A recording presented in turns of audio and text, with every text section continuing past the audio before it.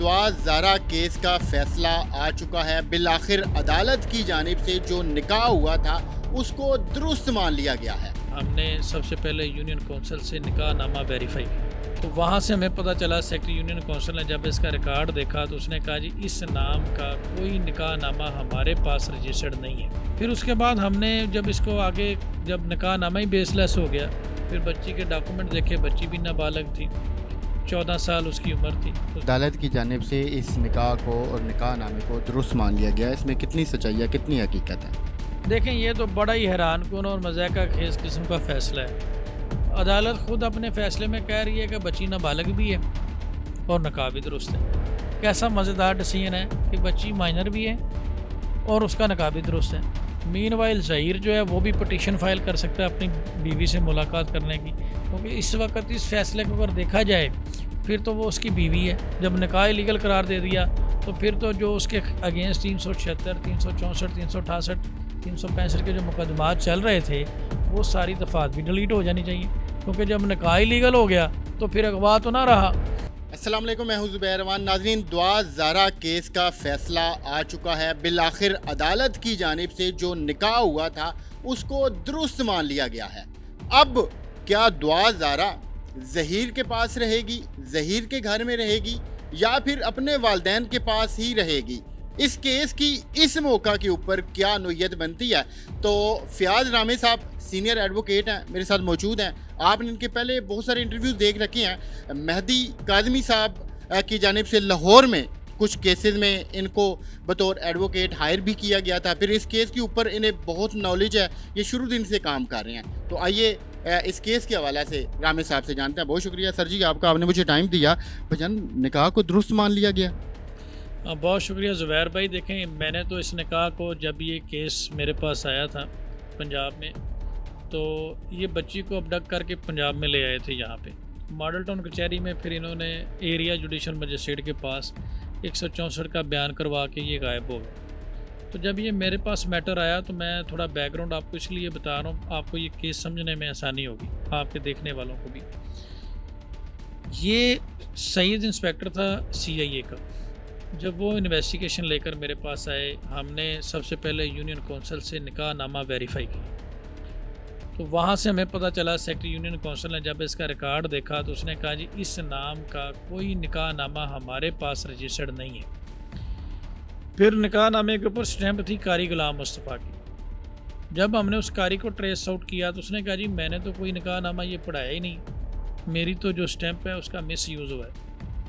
फिर उसके बाद हमने जब इसको आगे जब निकाह नामा ही बेसलेस हो गया, फिर बच्ची के डॉक्यूमेंट देखे, बच्ची भी नाबालग थी, 14 साल उसकी उम्र थी। उसकी नादरा से वेरिफिकेशन करवाई, उसका बर्थ सर्टिफिकेट, उसका बे फॉर्म वगैरह, उसका फिर एजुकेशनल रिकॉर्ड।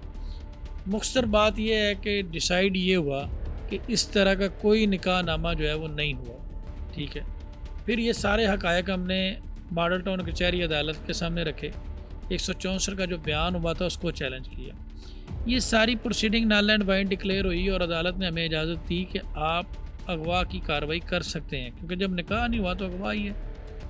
और इस चीज़ को बेस बनाते हुए फिर हमने मुल्ज़म असगर जो है उसको पंजाब यूनिवर्सिटी से अरेस्ट किया, जो निकाह का गवाह था।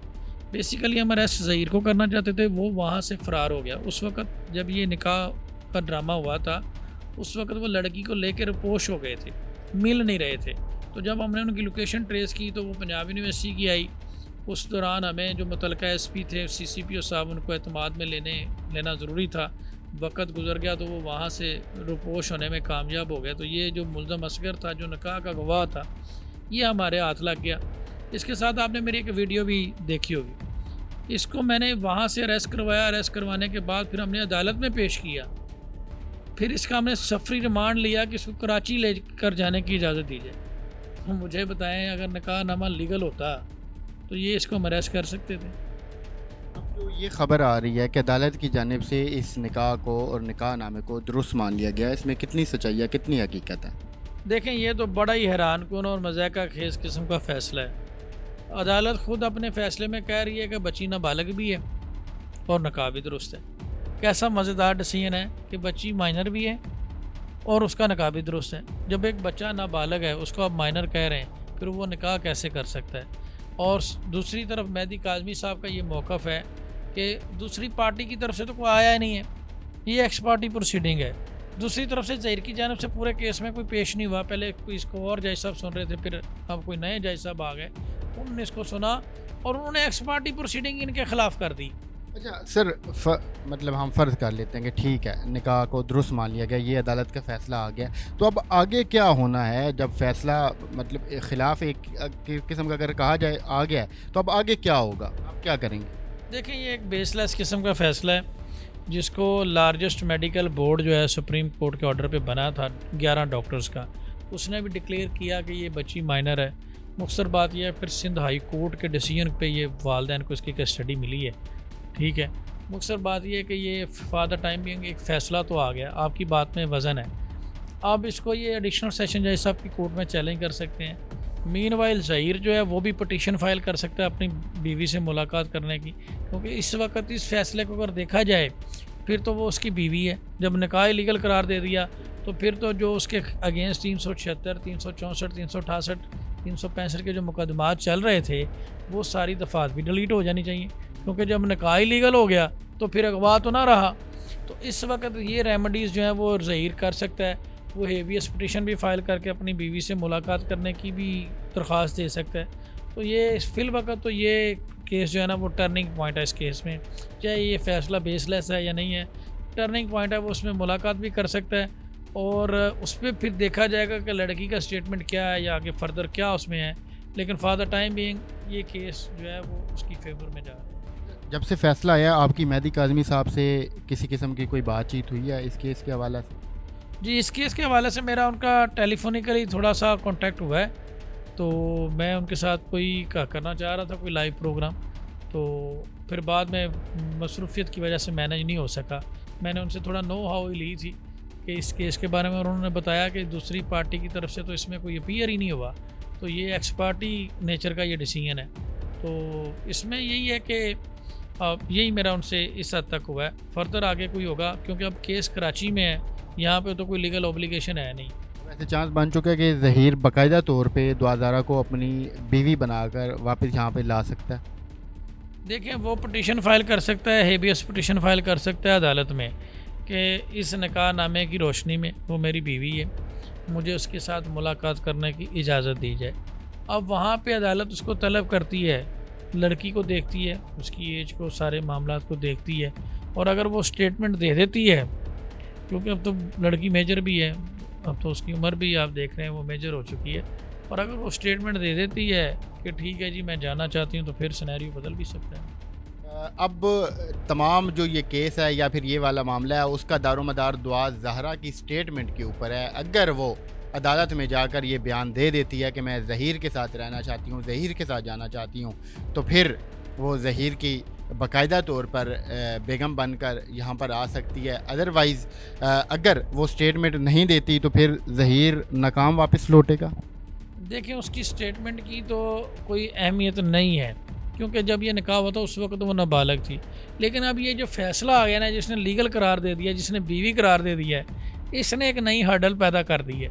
अब इस फ़ैसले की कॉपी साथ अटैच करके वो इस चीज़ का बेनिफिट ले सकते हैं, और अगर वो कह देती है कि ठीक है मैं उसके साथ जाना चाहती हूँ, तो पहले भी उसके बयान पे वो उसके साथ जा चुकी है, अब भी अदालत उसके बयान पे उसके साथ भेज सकती है। पहले भी जब सिंध से इसको पंजाब भेजा गया था, जब इसको माइनर डिक्लेयर किया गया था, तो उसके बयान पे उन्होंने कर दिया था। तो अब भी जब लड़की जाना चाहेगी तो वो मेरे ख्याल में उसको कर देंगे।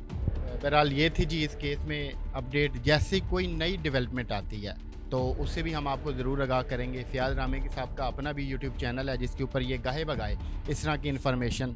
इसमें मैं एक चीज़, माजरत मैंने आपको इंटरप्ट किया, इसमें मैं एक चीज़ अर्ज़ करना चाहूँगा कि जहाँ तक मैंने पहले भी, मेरा मौक़िफ़ इस केस में यही था, और मैंने इस केस में बहुत ज़्यादा स्ट्रगल भी की थी, ज़्यादती लिटिगेशन में भी गए, लेकिन इसमें मेरा मौक़िफ़ ये था कि वली की इजाज़त के बगैर शिया फ़िक़ा में निकाह नहीं होता, ठीक है।